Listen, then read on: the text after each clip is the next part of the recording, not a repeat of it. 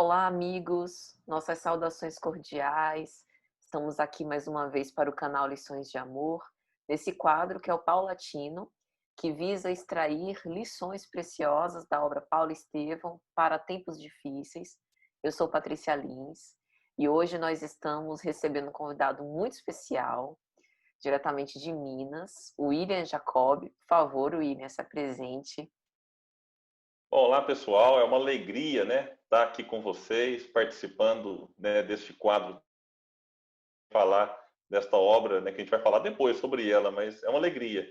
Eu sou William Jacob, como a Patrícia disse, sou atualmente trabalhador do Grupo Espírita Leon Denis, aqui da cidade de Uberlândia.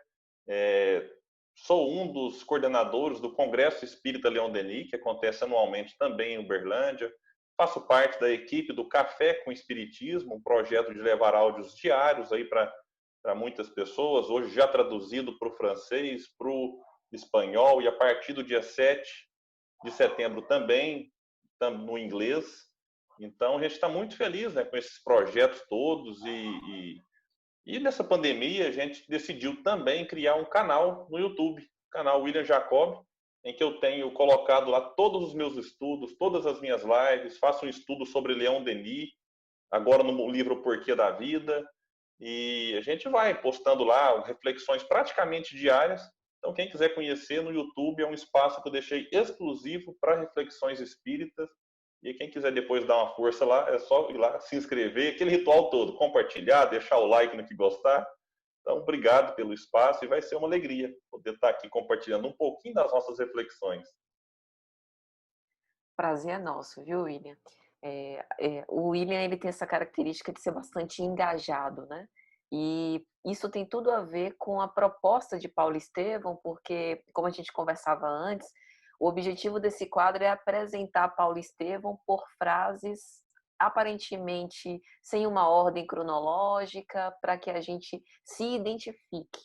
E é essa vivência, né, essa vivência do cristianismo primitivo, essa vivência de enfrentar com desassombro os desafios da vida, que é a proposta desse quadro, e aí o William hoje nós vamos aprender muito com ele.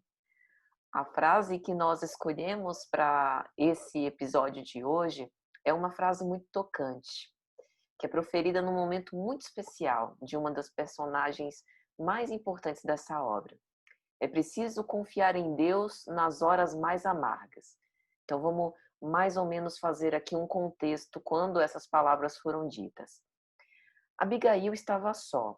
Ela tinha acabado de perder o pai, que havia morrido flagiciado. O seu irmão, Gesiel, tinha sido carcerado, e a gente se recorda que eles foram expropriados da sua propriedade e tiveram a sua propriedade expoliada pelo então legado de Roma. Então ela estava só, sem perspectivas do que fazer da própria vida. Já era órfã de mãe. Abigail, ela estava na cidade de Corinto. E aí Emmanuel vai falar que naquela época, Corinto, por ser uma cidade portuária, tinha diversos comércios e, digamos que a situação da cidade, tão similar como das nossas metrópoles hoje, tinha as suas características morais um tanto quanto deturpadas. Então, uma moça de 18 anos, com os seus familiares afastados pela desencarnação, qual seria a perspectiva dela? Mendicância, prostituição, miserabilidade, trabalho em casa de família? Abigail volta na sua memória e se lembra de uma amiga da sua mãe, a viúva Sostênia, e decide procurá-la. E ao desabafar sobre a sua situação, Sostênia faz esse alvitre carinhoso, que mesmo passando por aquela prova acerba, que Abigail reunisse a coragem moral que ela tinha para poder confiar em Deus e seguir. E na sua ingenuidade quase infantil, ela ainda cogita pleitear a misericórdia do legado de Roma. E Sostênia insiste para que ela não volte atrás, mas siga adiante. Então, William, a gente está diante de uma fase bem crítica da vida de Abigail, como também é pela qual a gente também passa, embora em outras circunstâncias, né? O que você tem a nos dizer sobre isso? é importante, assim, olhar o contexto, né? Como você disse muito bem, porque se a gente olha essa frase isolada, nas horas mais amargas é preciso confiar em Deus. Tá, e aí?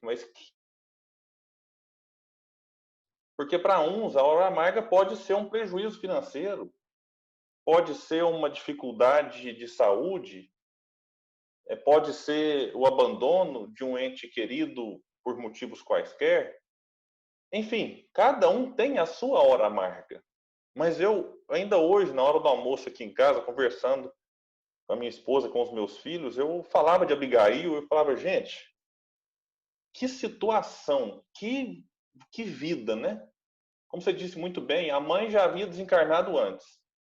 O pai recebe ali uma condenação e naquele processo ele desencarna.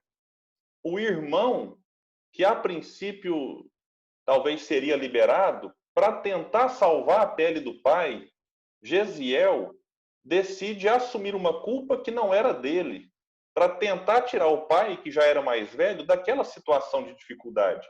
E não deu certo, porque o pai continuou a ser flagelado. Gesiel foi condenado, então, para as galeras ali, para uma espécie de escravidão.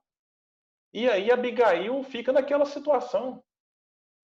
Só que eu vejo assim que a vida manda para mim, manda para você, manda para todo mundo e mandou para Abigail vários sinais dessa necessidade vamos dizer assim, da confiança em Deus em qualquer circunstância. Porque num dado momento, quando Gesiel fala do seu plano de substituir o pai, ela fala assim, mas e se te flagelarem por isso? Aí Gesiel fala assim, entregar-me-ei ao flagício com a paz de consciência. A paz da consciência.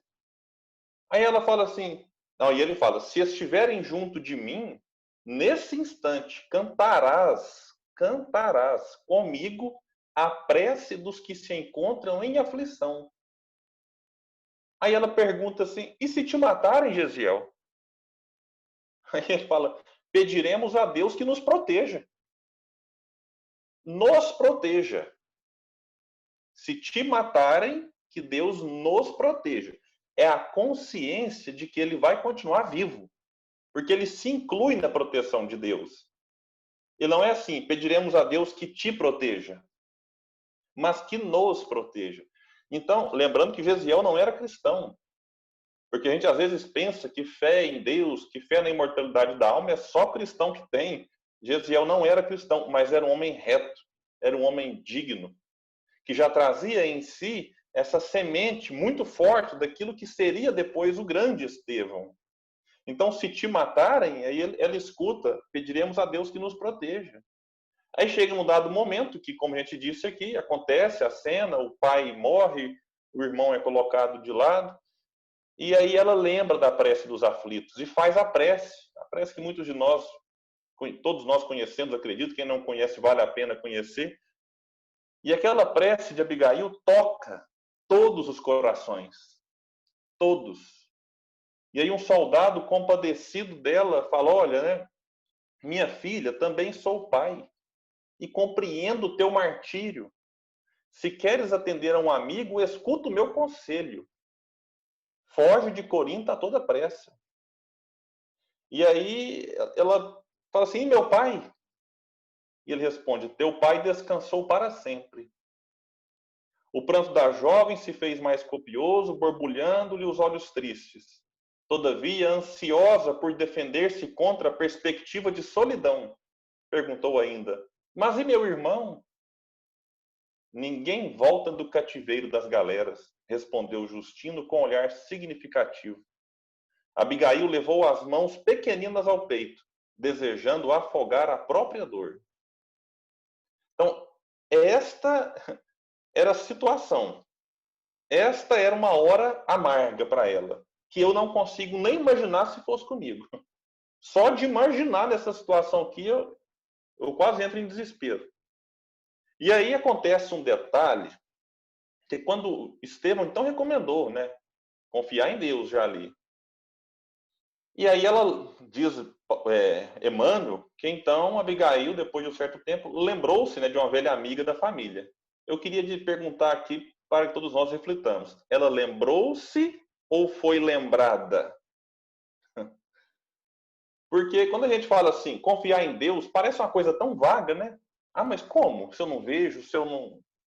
E aí, como é que eu vou confiar em Deus? E aí eu me lembro do livro Voltei, do irmão Jacob, lá num dos momentos, um benfeitor diz que Deus ajuda a criatura através das criaturas. Essas criaturas, obviamente, elas podem estar encarnadas como podem estar desencarnadas. Mas Deus nos auxilia através delas. Então, aqui, Abigail, a gente pode colocar, isso é um palpite meu, ela pode, aqui nesse momento, ter sido inspirada a procurar essa velha discípula, inclusive inspirada pela mãe.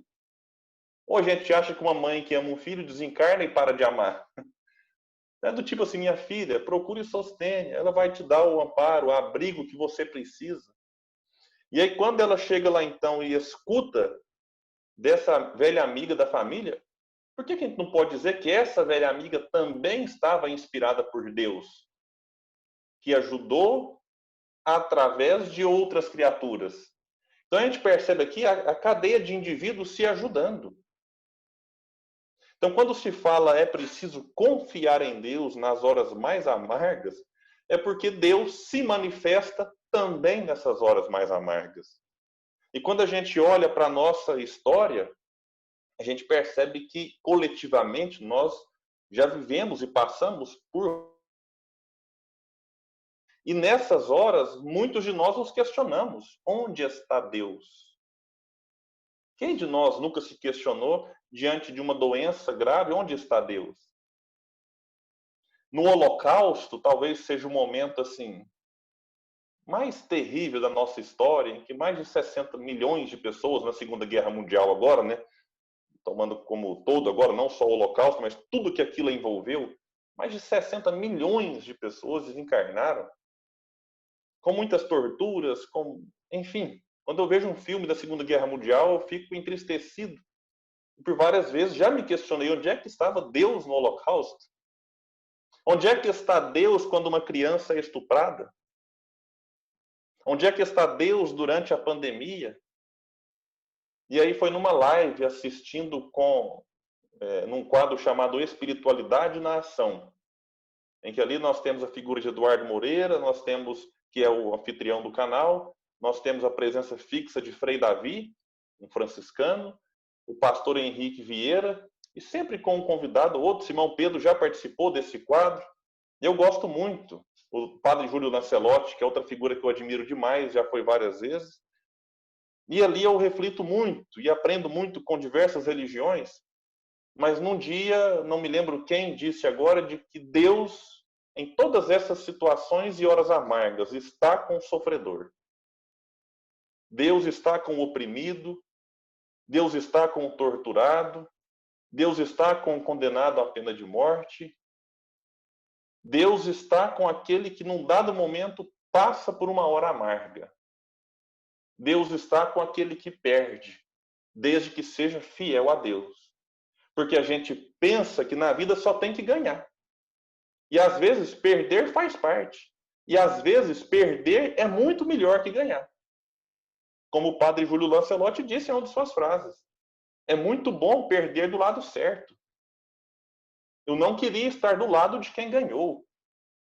Por exemplo, nessa situação, se a gente olha com um olhar mundano material, de que lado gostaríamos de estar? Do lado dos soldados. Mas aí eu pergunto sobre o olhar espiritual. É o melhor lugar? Eu acredito que não. Nesse caso, é melhor perder o corpo físico estando do lado certo. Porque Deus está ali, acalentando quem perde, acalentando quem sofre o martírio. E alguém pode se perguntar, então Deus é seletivo? Ele está só com quem é oprimido e não com o opressor? Só com quem é torturado e não com o torturador? Só com o humilhado e não com quem humilha? Eu digo, Deus está com todos nós. Só que aquele que está esbaldado nas alegrias mundanas, contentes com aquilo que faz, muitas vezes está cego e surdo para a presença de Deus dentro de si. Por isso é que ele faz tantas atrocidades. Enquanto a dor sofrida, ela, de certa forma, rasga os véus que nos impedem de enxergar Deus. Então, nas horas mais amargas, é preciso confiar em Deus, porque talvez são essas horas que nos permite enxergar Deus, que está ali sustentando todo mundo que passa por dificuldade. E para ilustrar, eu prometi antes não falar muito, estou falando.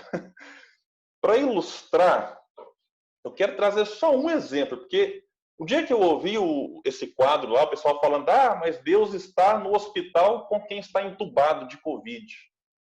Deus está lá sustentando. Eu pensei assim, poxa, mas será mesmo? Que a gente tem que questionar. Como assim Deus está do lado de quem sofre? Aí eu me lembrei hoje, aqui preparando o estudo, né, do capítulo 15 do livro Boa Nova, quando Humberto de Campos traz a história de Joana de Cusa. Ali alguém que aos olhos do mundo, aos olhos do circo romano, perdeu. Ela perdeu, torturada, amarrada a um poste, queimada viva. Aí não bastasse todos os tipos ali de dores, né, que viviam, naquela situação constrangedora, chega um soldado próximo dela e pergunta assim, o teu Cristo te ensinou apenas a morrer? Um sarcasmo, uma ironia. E ela diz, não apenas a morrer, mas também a vos amar. Deus estava com Joana de Cusa, manifestando-se através da sua fala amorosa, mesmo numa hora extremamente amarga. E quando Joana desencarna, a prova de que Deus está com quem sofre é Jesus, emissário de Deus. Não era Deus, mas é um enviado. É um ministro de Deus, digamos assim, é um representante de Deus. Ele chega para Joana, toca nos seus ombros e diz, Joana, tem bom ânimo, eu aqui estou.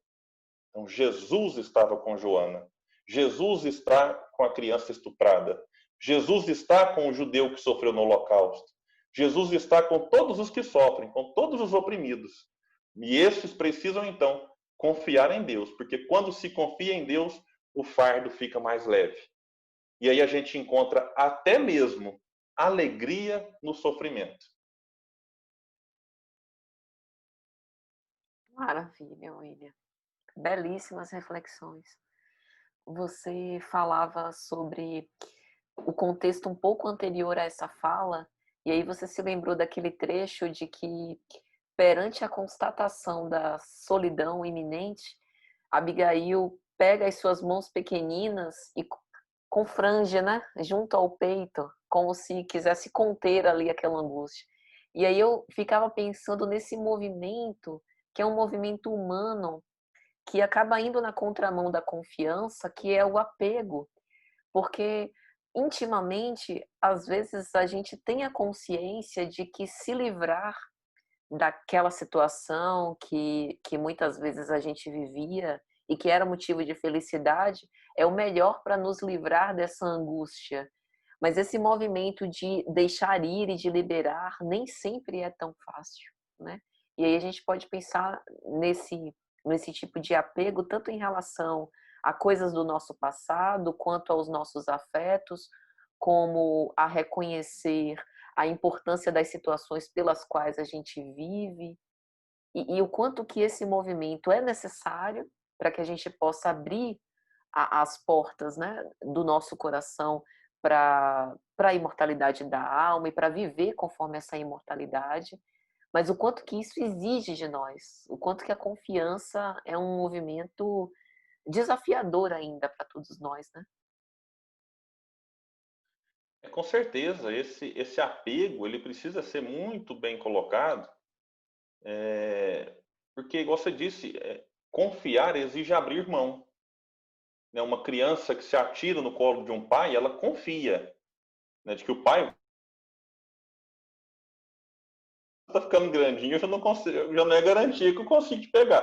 A gente arruma força ali e pega. Então a criança ela confia, então ela abre mão, né, daquela situação ali da segurança do solo, do sofá, de uma cama, e se atira nos braços do pai. A nossa relação com o divino deveria ser um pouco nesse sentido. é ter uma confiança de, olha, eu vou me jogar. Onde? Porque Deus não é ser humano. Eu vou me jogar nos braços, que a gente poderia aqui fazer uma comparação como leis.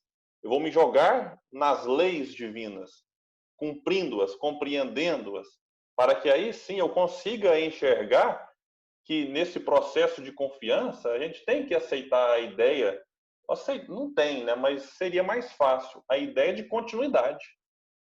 Que a imortalidade da alma faz toda a diferença na confiança em Deus. Porque se eu enxergo a vida berço ao túmulo, a confiança fica um pouco complicada. E se eu enxergo a vida pós-túmulo só céu e inferno, aí eu começo a ver que talvez ficaria confuso, porque às vezes alguém que não vivia uma vida digna, mas que fazia parte de uma religião, vai para o céu, enquanto aquele que era correto, era honesto, tinha um caráter elevado, aí ele não era daquela religião e vai para o inferno. Então, a ideia da imortalidade da alma, mas de como essa imortalidade se dá na realidade, ela é muito importante para que a gente de fato confie. Para que a gente confie no Deus que criou os homens e não no Deus que os homens criaram. Pegando aqui uma frase de Voltaire. Porque essa ideia distorcida da divindade complica a confiança. Porque a gente tem uma ideia agora carnal, eu adoro o Leandro Carnal. Ele é ateu, né? Aí o pessoal fala assim, nossa, mas você trouxe um cara para falar de pastor, de padre. O Eduardo Moreira, eu nem sei que religião que é a dele, agora fala de um ateu. Mas o Karnal fala que é curioso, porque a gente às vezes quer customizar Deus. O que é customizar Deus? Eu, por exemplo, na minha área profissional, eu trabalho com motos, né?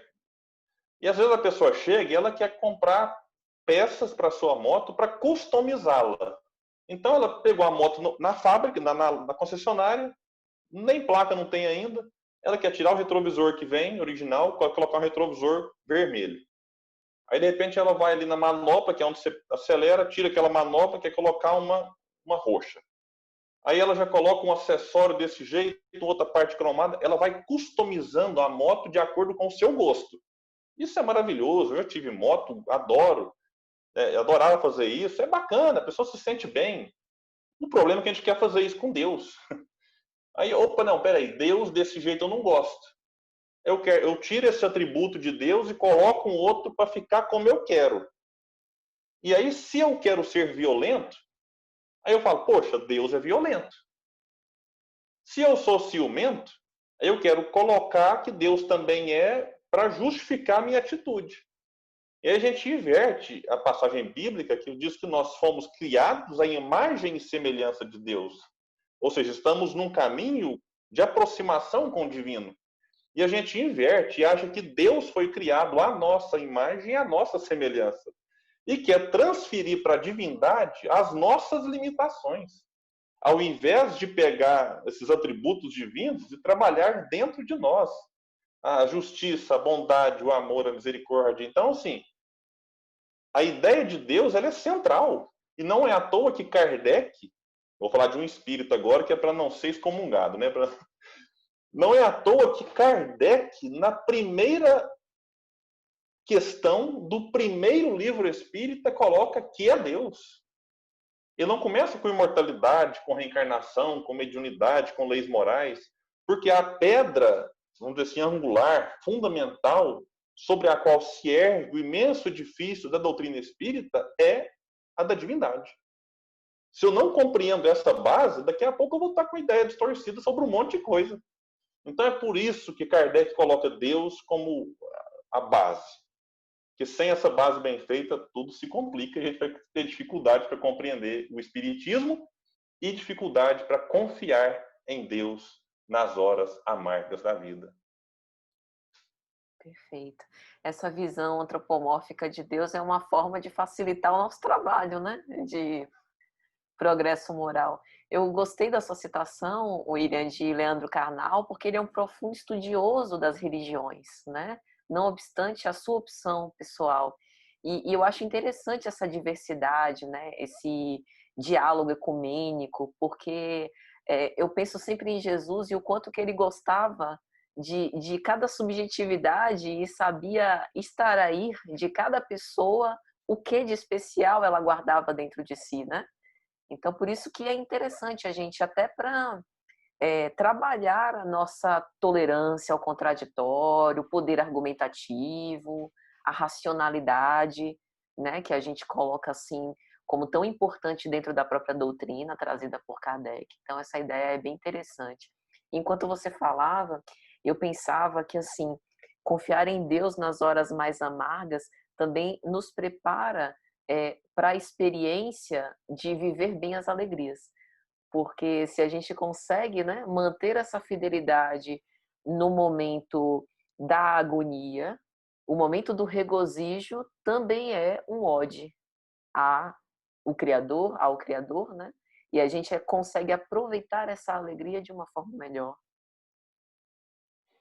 Porque muitos dos nossos fracassos,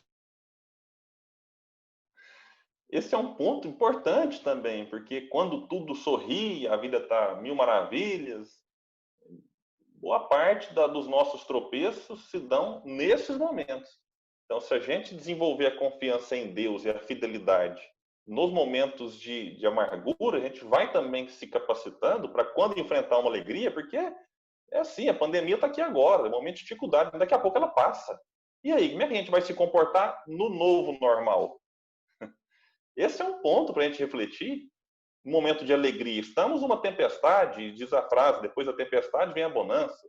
Eu estou numa expectativa danada dessa bonança, porque a tempestade tá complicada. Então, e aí, daqui a pouco vem a bonança e a gente pega essa bonança e vai fazer o que com ela? Se comprometer para essa encarnação e para as demais? Ou confiando em Deus, saber calma, porque como vai dizer Maria para o Chico, tudo passa. Os momentos difíceis e os momentos alegres. E a gente precisa saber se comportar neles para realmente adquirir aí o progresso espiritual. Perfeito. William, desde já, nosso muito obrigado. Convite para que você retorne mais vezes e te pediria para suas considerações finais, por favor. Aí eu só tenho a agradecer, sabe? Refletir sobre esse texto que você me mandou, eu quero reler, e sempre arrumo uma desculpa e vou adiando, mas eu estou disposto a fazer isso o quanto antes. Então, rever essa passagem, que eu já tinha até esquecido, para te falar a verdade, foi uma oportunidade brilhante assim de pensar em muitas coisas. Então, eu sou grato pela oportunidade.